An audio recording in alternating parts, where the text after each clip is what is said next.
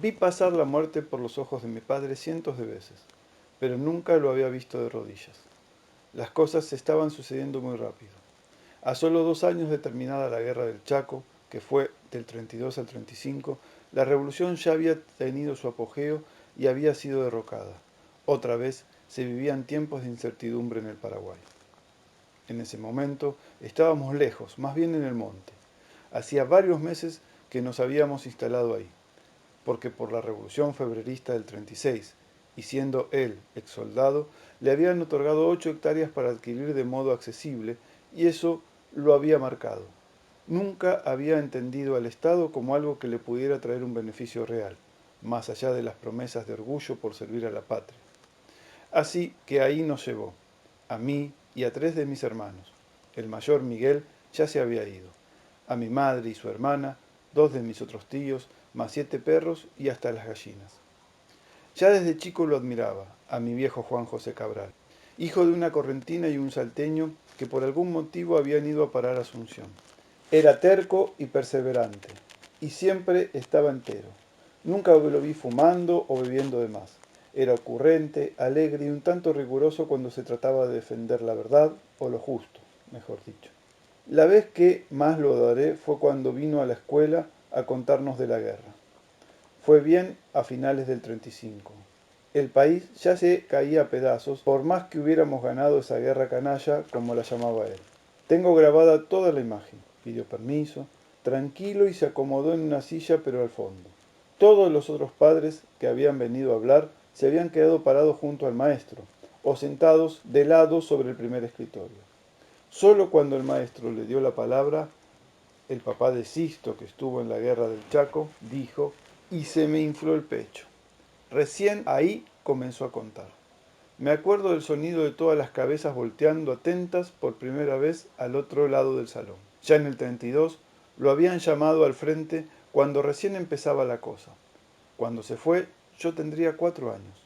Al principio fueron los bolivianos que habían invadido el territorio y el ejército paraguayo se organizó para repelerlos. Esa era la historia que más o menos contaban los libros. Pero el viejo no. Lento y enigmático, comenzó desdoblando un papelito que había llevado y sus primeras palabras fueron Royal Dutch Shell, Inglaterra, Standard Oil, Estados Unidos. Lo dijo e hizo una larga pausa mirándonos a los ojos. Esa fue la primera vez, de muchas, que lo escuché describir toda la historia de pe a pa. Meses enteros entre la muerte y la desesperación en aquel monte inhóspito, seco, ardiente de espinas y serpientes, viendo correr a los indios. Así los llamaba. No les decía soldados o el enemigo, nos decía indios, porque eso eran, quechuas y aymaras casi todos, y hasta algunos guaraníes también, que no tenían gran noción del armamento, que nunca se habían alejado tanto de su gente o de su tierra, y mucho menos entendían las órdenes de un general alemán, que por cierto les llegaban varias veces transformadas porque el tal Hans, que así se llamaba, nunca había pisado siquiera el Chaco. Ellos hablaban sus dialectos, escondían tras el miedo sus voluntades verdaderas y se morían, así divididos, sin entender. Eso es lo que yo viví, concluía. Ahora que lo pienso, nunca nos mencionaba a nosotros como paraguayos. Hablaba del gas y del petróleo y de la manipulación extranjera, e insistía en cómo Bolivia había sido arrastrada una vez más a la guerra, en poco más de 50 años después de perder su salida al mar en la guerra del Pacífico con Chile, y de disputar en vano la zona del Acre por el caucho y el oro contra Brasil. Y ahora esto. Destruidos en la guerra del Chaco por un ejército 3 veces más chico. Sangre por todos lados, en un desierto de horror. Pobres contra pobres en una guerra de otros. ¿Y para ganar qué? Nos preguntaba. ¿Qué ganamos? Él estuvo ausente toda la guerra, pero nos tenía bien dicho a sus hijos que nos enseñemos entre nosotros cuando no hubiera escuela y siempre que podamos. Y así fue. A mí me enseñaron a leer mis hermanos mayores, sobre todo Miguel, y mi madre que algo sabía. Había una pequeña biblioteca en casa de 8 o 10 libros. Ya en ese entonces vivíamos un poco retirados de la ciudad, y fuera de potrear por los baldíos y pasar las tardes con algún que otro juguete hecho de madera, no tenía mucho más para hacer, más estando mis hermanos en la escuela y mi mamá tan atareada como siempre. A mí me gustaba dibujar, mucho, y colgarme de los árboles, pero fuera de eso me la pasaba horas tratando de descifrar con o sin ayuda las palabras de esos pocos volúmenes. De ahí que se sorprendió mi viejo cuando por fin volvió y me vio leyendo, con 7 años apenas. Me acuerdo que fueron varios días desde que llegó, después de los festejos y de la emoción del reencuentro, en los que estaba como ido, lejano.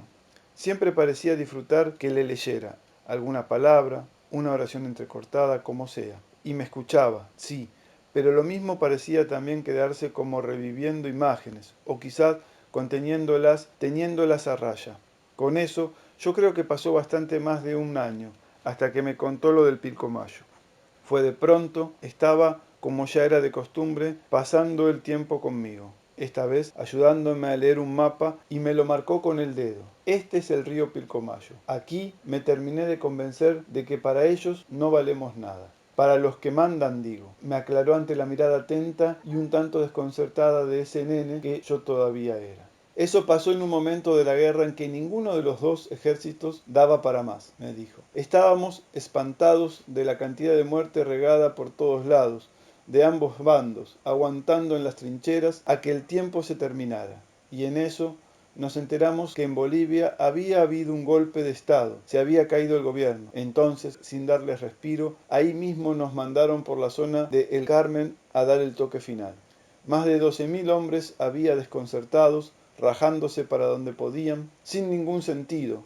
Iban en círculo, volvían, hasta que un grupo grande fue a parar contra el Pilcomayo, hasta donde nos hicieron seguirlos.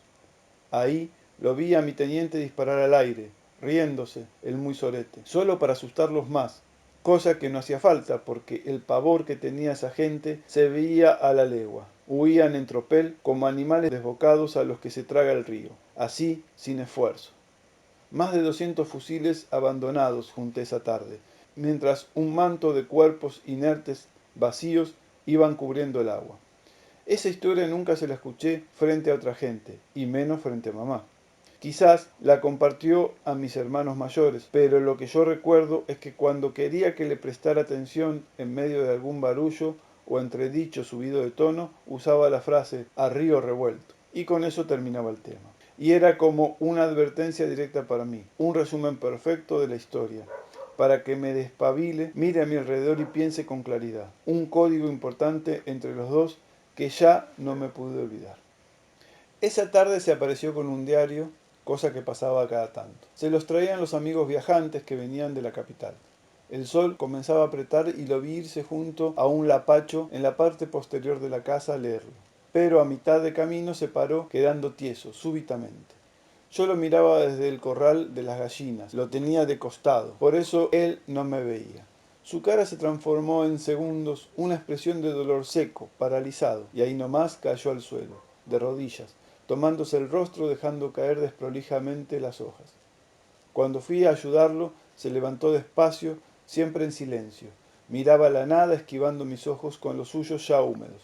Dudó, mientras me aferraba fuerte el antebrazo como abrazándome, hasta que palmeó mi mano y avanzó para entrar a la casa. No atiné a seguirlo. Levanté enseguida el diario y lo revisé aturdido sin entender. Cuando comenzaron a llegar los soldados de regreso, para agosto del 35 el clima era de algarabía, pero también de desconcierto. Años de pesadilla coronados con la grotesca foto de Puesto Merino, donde los dos generales firmaban la paz como si nada. Habíamos ganado en el lejano Chaco, decían, sí, pero en el Paraguay de aquí la realidad era otra. Menos de 1 millón de habitantes y no había trabajo para nadie. Las industrias seguían cerrando y el Estado liberal oligárquico, instalado de hace años, ya no podía ocultar su crisis. No teníamos ni para comer. La escuchábamos entre llantos a mi mamá mientras mi padre la contenía. Poco a poco en las calles se veían pasar más a los grupos de obreros o de estudiantes o ex soldados. En el aire se respiraba que todo estaba por explotar. Ahí recuerdo que escuché por primera vez la palabra PCP. De boca de Miguel yo tenía 18 años. Por las noches los escuchaba discutir a él y a mi viejo que los excombatientes esto, que los del Partido Comunista lo otro, que el general Franco era fascista, que como un fascista propondría una reforma agraria, que el nacionalismo es amor a la patria, que la patria cree en ser solo ellos, que hay que saber de qué lado está uno y no ser cobarde. Yo los miraba asustado, aturdido, sobre todo porque los dos parecían tener razón. Cuando mi hermano se fue de casa, estaba ya muy involucrado con la resistencia al nuevo gobierno de la Revolución Febrerista. Por más que ya se había anunciado la jornada de 8 horas con aguinaldo y descanso los domingos. Estaba creado, además, el Departamento Nacional de Trabajo. Eso se veía, empezaba a haber trabajo y algo de aire. Incluso se reivindicaba a Solano López como héroe nacional. Impensado, decía mi papá. Y en eso estábamos cuando apareció en la lista como seleccionado para la licitación por 8 de las hectáreas que ofrecía el gobierno a pagar en cuotas mínimas. Fue tremendo, inexplicable, lo contradictorio de la situación, digo. Mis padres eufóricos, toda la familia felices y mi hermano dando un portazo.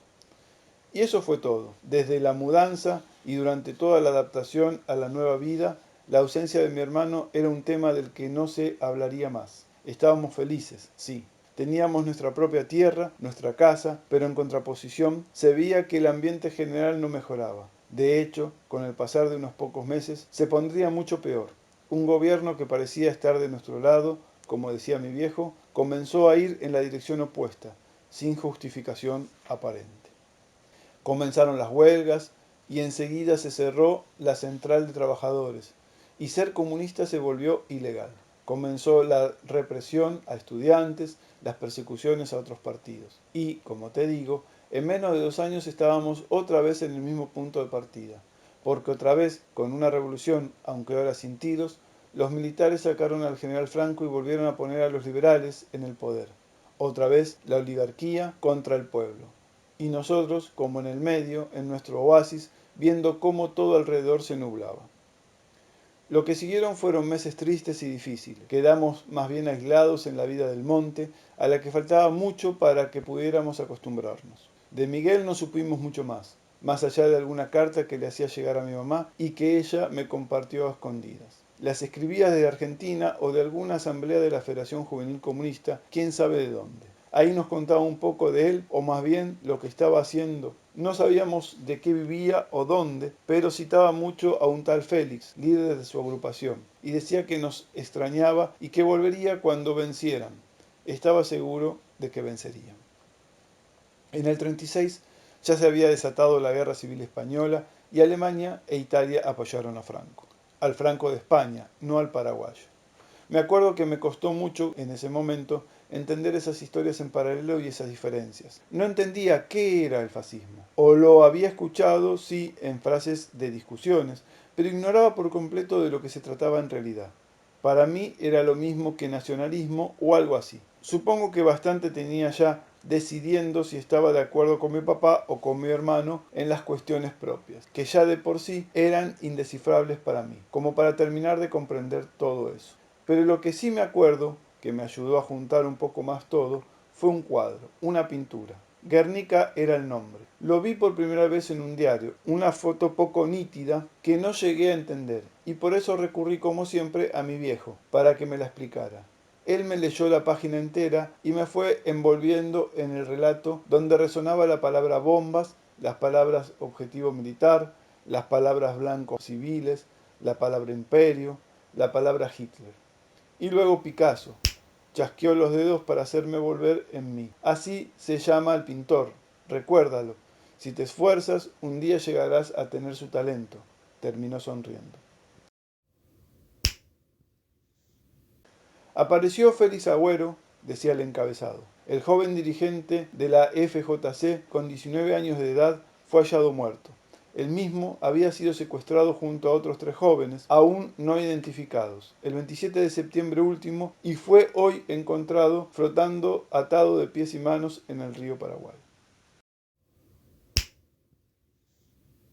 Recuerdo esta imagen de la última vez que lo fui a ver. El sol quemaba en lo alto y él estaba solo en el monte, asada en mano, 90.000 muertos, repetía mi papá, como remarcándose, reprochándose a sí mismo.